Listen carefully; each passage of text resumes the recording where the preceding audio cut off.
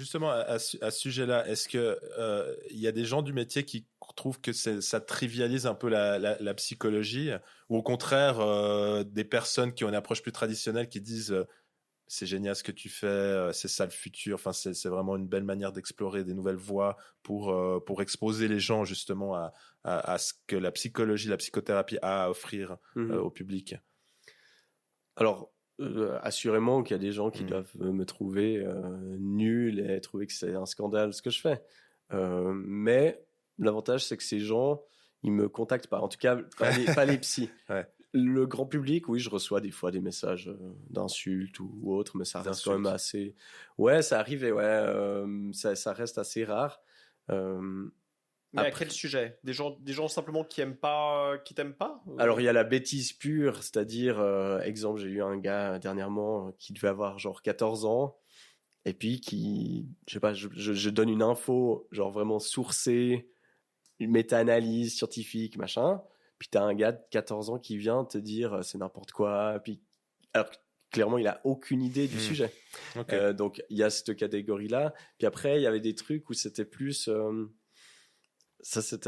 j'ai appris ça en le faisant, mais c'est tentant d'avoir un contenu qui est clivant. C'est-à-dire, voilà, qui oppose deux camps et avec des avis très tranchés, parce que forcément, ça va faire réagir. Moi, vraiment, je me suis mis certaines règles de rester vraiment que dans la bienveillance. J'avais fait 2-3 trucs où je prenais un peu la défense des ados par rapport aux parents.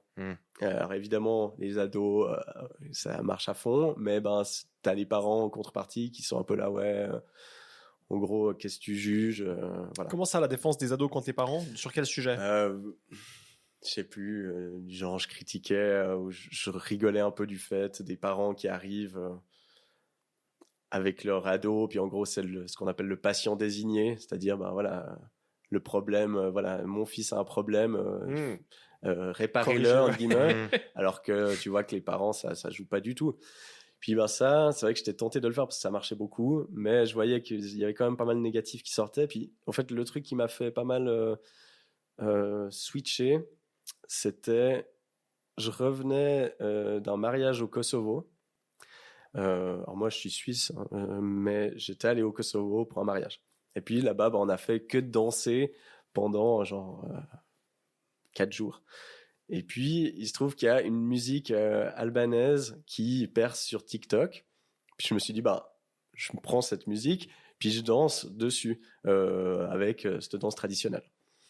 Alors plein de messages hyper positifs, évidemment toute la communauté albanaise, kosovare qui m'envoyait des trucs positifs, mais je me réveille le lendemain matin, je vois des messages de comptes avec des drapeaux serbes, avec des insultes, et j'étais là, et vraiment ça m'a fait un truc, j'étais là, purée, je l'avais vraiment pas vu venir, quoi. Et puis la vidéo avait été signalée. Ah mais non. Pour un truc rien à voir, ils avaient mis genre contenu pornographique, un truc comme ça. Mais parce qu'il y a pas tu peux pas signaler comme étant contenu kosovar. Ça, y a pas l'option. Ils ont pas encore mis l'option, non.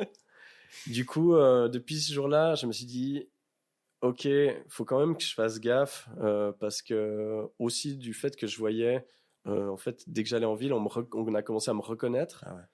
Et ça, c'était aussi complètement malade pour moi et nouveau. Jamais j'aurais pensé ça, mais du coup, je me suis dit, purée. Les gens ont l'adresse de mon cabinet, on me reconnaît dans la rue. Lausanne, voilà, c'est quand même petit, donc j'ai pas envie que ça déborde en fait. Et puis là, je me suis dit, je fais vraiment plus qu'un contenu inattaquable entre guillemets. Même si en faisant ça, t'as toujours des gens qui arrivent à tout d'un coup mal le prendre ou comme ça. Ouais, mais bon, ça justement, là, t'as pris juste une musique. C'est pas que t'as fait une position géopolitique ou autre. T'as pris juste. Ah non, j'ai pas fait le Shakiri. Ah non, tu viens de le faire là. Oui. on va. Nous excusons. Là, j'étais juste pour illustrer un point. Ça a rien. Non, et vraiment, il y avait rien de. C'est pour ça que moi, ça m'a choqué parce que je me suis dit, c'est juste, je fais une danse, et puis je trouvais ça cool.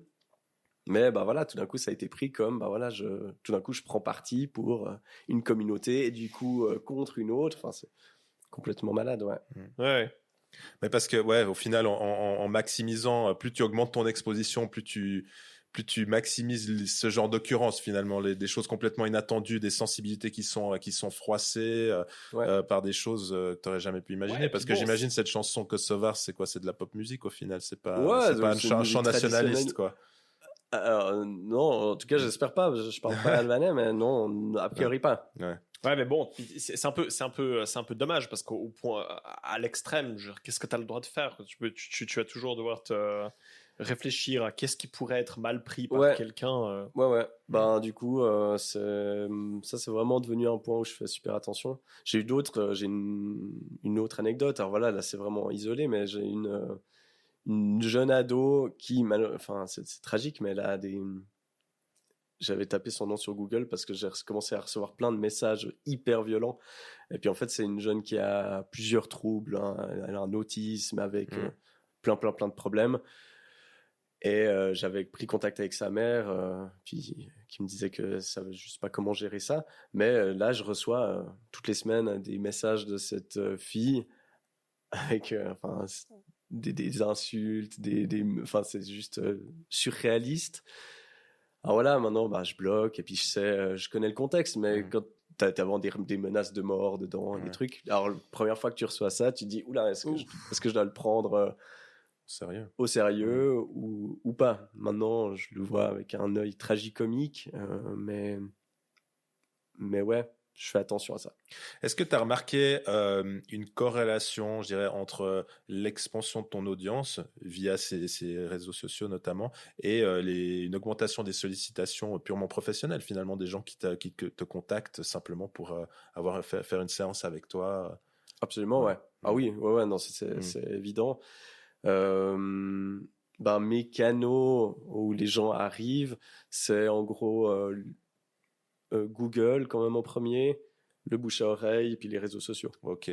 En troisième, donc c'est un classement, tu vas dire là. Ouais, chaque année j'essaie de vous faire un peu mes petites stats, c'est à peu Ouais. près ça. Après, ben ça s'entremêle parce qu'il y a des gens qui me voient sur les réseaux, qui vont taper sur Google, donc ça fausse un peu les pistes, mais c'est oui, un énorme facteur. Et ça, les gens te le disent. Ah, je suis tombé sur vous sur TikTok, Ouais. j'ai beaucoup aimé votre travail.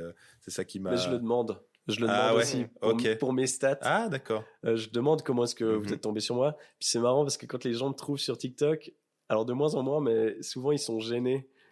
Comme si c'était pas ok, comme s'ils avaient un peu honte d'être sur TikTok. Ah, ouais.